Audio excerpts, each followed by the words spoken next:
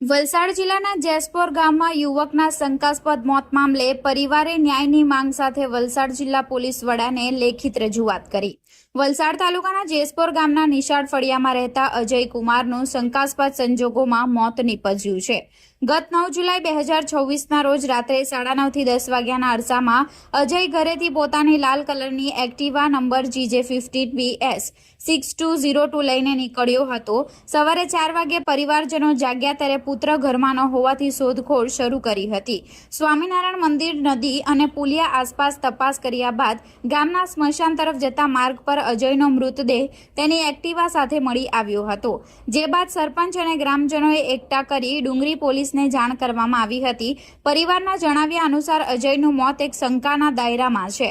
ઘટનાના દિવસે વરસાદ ન હોવા છતાં મૃતકનું શરીર કાદવ કીચડવાળું હતું। તેના પગની ચપ્પલ પણ ઊંધી પહેરાવેલી હતી। બાઇકની ચાવી બંધ હાલતમાં હતી અને બાઇકની જમણી બાજુનું સ્ટીયરિંગ મૃતકના શરીર પર પડેલું હતું।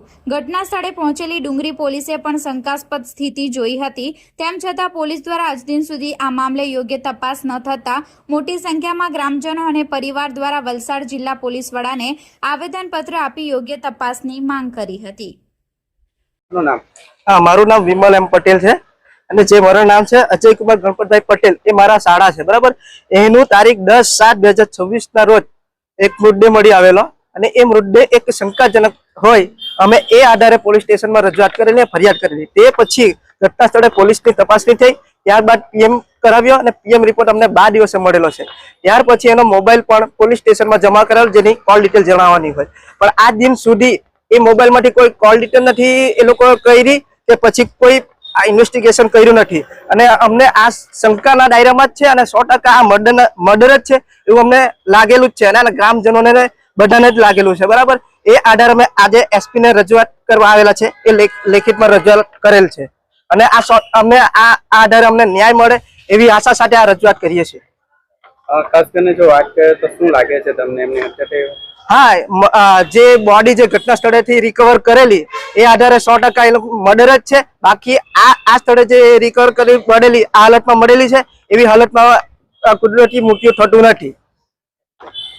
જી, આપનું નામ? મારું નામ સ્નેહાબેન પટેલ છે। હું જેસપર ગામની સરપંચ છું। અમારા ગામના જે એક યુવકનું મૃત્યુ થયું છે, એમ 9 તારીખે એમનું મૃત્યુ થયું છે અને 10 તારીખે સવારે 6 વાગે અમને એમની લાશ મળી છે, જે લાશ શંકાસ્પદ છે અને અમારા ગામ લોકોની અને અમારી બધાની એટલી જ ઈચ્છા છે કે એમને ન્યાય મળે।